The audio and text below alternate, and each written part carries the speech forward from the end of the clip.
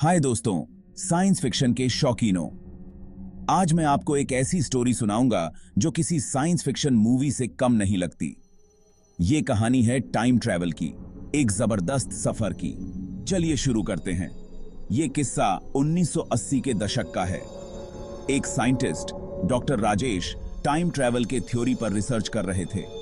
उन्होंने एक ऐसा डिवाइस बना डाला जो थ्योरेटिकली टाइम में आगे या पीछे ले जा सकता था।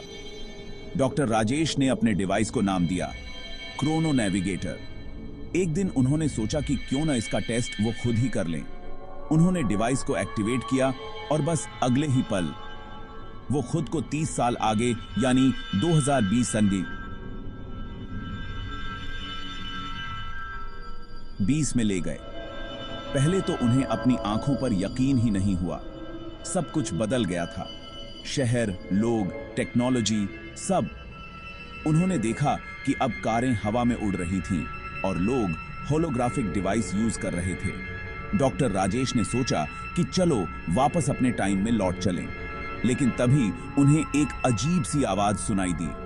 उन्होंने देखा कि एक रोबोट उनके पास आ रहा है। वो रोबोट उनसे बोला, आप डॉक्टर राजेश हैं ना? डॉक्टर राजेश ने हैरानी से पूछा, हाँ, लेकिन तुम कौन हो? रोबोट ने बताया कि एक फ्यूचर साइंटिस्ट ने उसे भेजा है ताकि डॉक्टर राजेश को सुरक्षित वापस उनके टाइम में भेजा जा सके। रोबोट ने उन्हें एक स्पेशल डिवाइस दिया और कहा, इससे आप वापस अपने टाइम में जा सकते हैं। डॉक्टर राजेश ने डिवाइस को एक्टिवेट किया और अगले ही पल वो वापस 1980 में आ गए। वो एक्सपीरियंस उनके लिए किसी चमत्कार से कम नहीं था। उन्होंने फौरन अपनी रिसर्च को और भी डेप्थ में शुरू कर दिया। हालांकि उन्होंने अपना इन्वेंशन कभी पब्लिक नहीं किया क्योंकि उन्हें डर था कि इसका मिसयूज हो सकता है।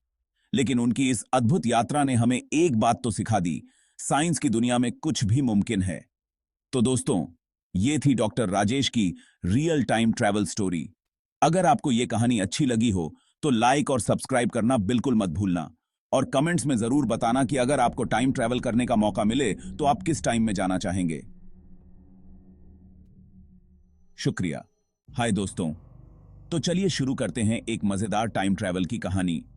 आज हम बात करेंगे डॉक्टर आकाश की, जो एक मशहूर साइंटिस्ट थे। वो टाइम ट्रैवल पे रिसर्च कर रहे थे और एक दिन उन्होंने गड़बड़ कर दी।